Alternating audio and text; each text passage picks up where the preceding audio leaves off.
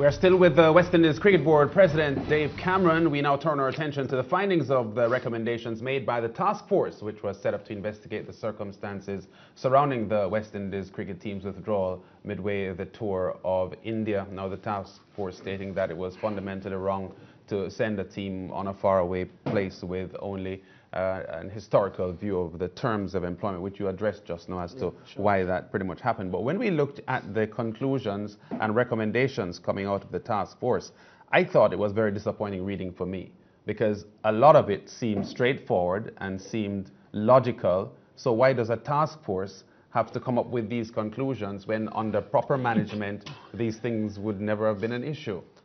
Well, how do I explain that? Or explain it away? No, I think everything is a learning curve, and what happened, especially with the recommendation about the management and who is in charge, etc. What happened, because the head coach got terminated when he did, the situation as to who was in charge and who was supposed to do what became a little bit blurred. That created some challenges. My understanding that was clearly agreed and documented, but again, in interviewing, the task force felt that it wasn't clear enough, and so they needed to make that point. And so we've now put it as a policy so that it is very, very clear.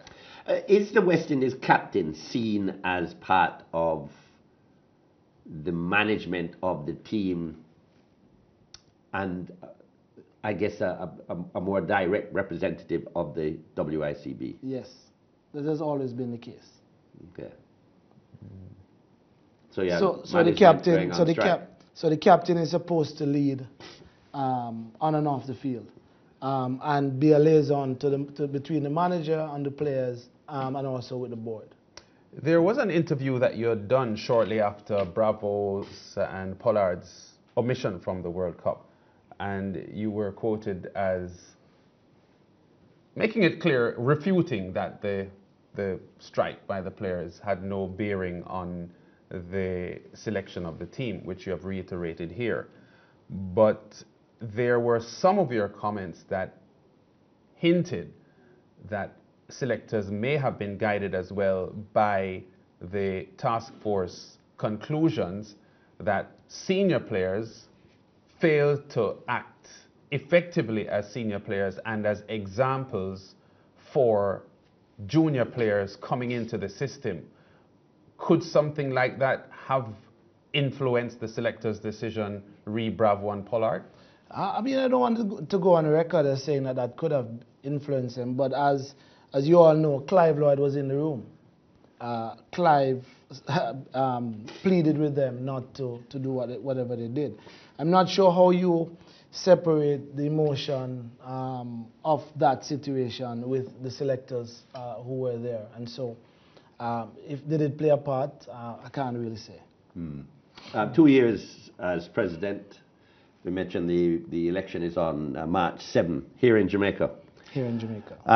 What are the ups and downs of those 2 years? What are the major achievements as far as you're concerned, and what you already mentioned the target of moving the West Indies up the ladder that's off at the moment. But what are the positives? What are the negatives? Well, I think the big ticket items for me would be actually getting this MOU in place. Yes, it has caused some problems, but like the old adage says, you can't make omelets unless you break eggs. And so, you asked me, ensure that it's not the same business as usual, and so we had to change that a little bit.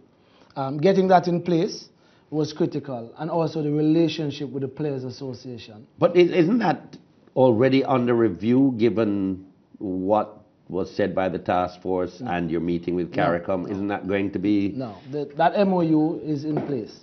There are items that are being negotiated in terms of payment. Okay. But in terms of the structure, that's in place. Okay. That we don't expect that to change. All right. So the MOU being one. Very important, and I need to point out that with this new MOU, a big part of it is a performance incentive to franchises and clubs. Now, obviously, we're a little, like you, Simon, we're very disappointed with how the franchise draft system went this year.